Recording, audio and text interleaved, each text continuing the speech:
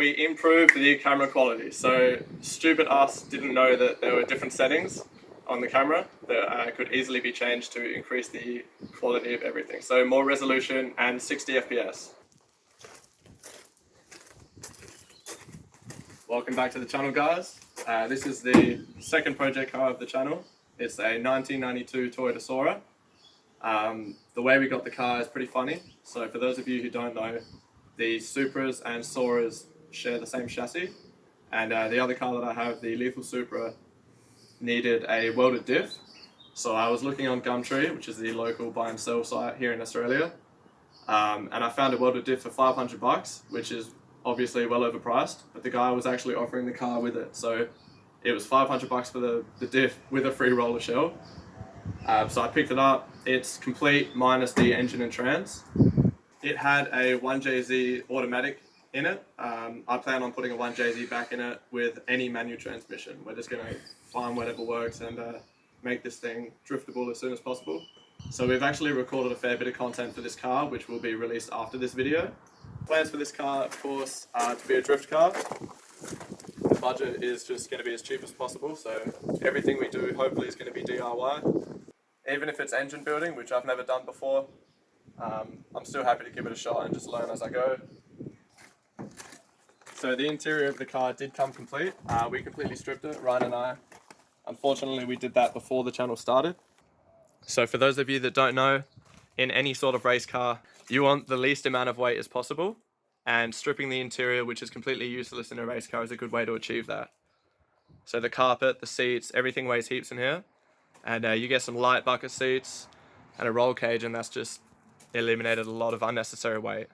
So we don't have that footage, but we do have some footage coming up in the video that I mentioned just before about mounting the Boss kit and the quick release here. We don't have footage of spray painting the steering column support. We also cut the dash, so as you can see, a conventional dash would come down quite a fair bit lower. We trimmed that up and made it super neat.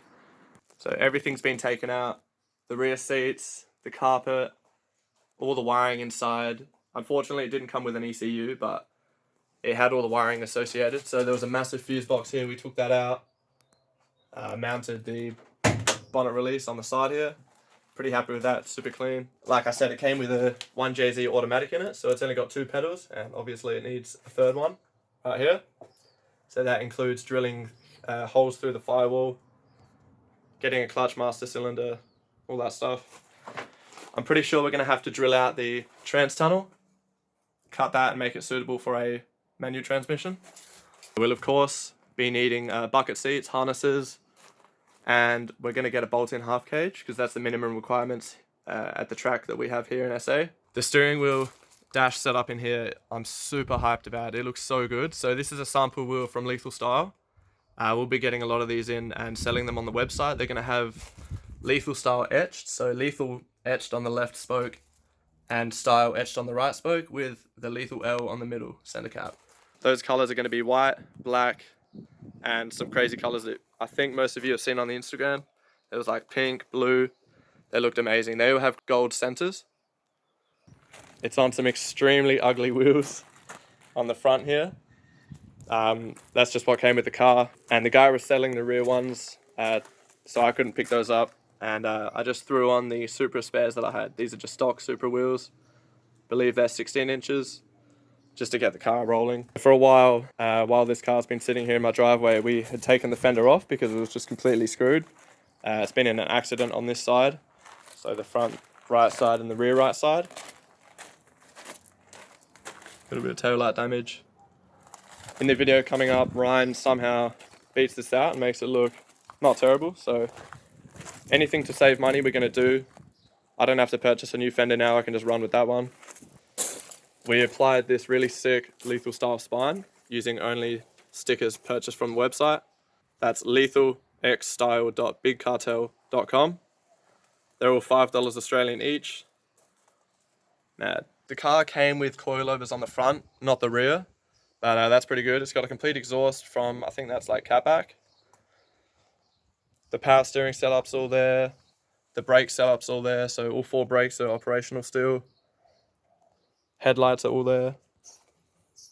For $500, this is just a really, really good starting point for a drift car that's on a budget build.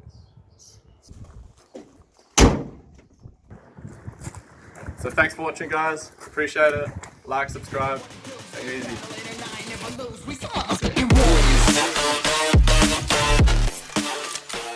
Oh, I'll stay here. You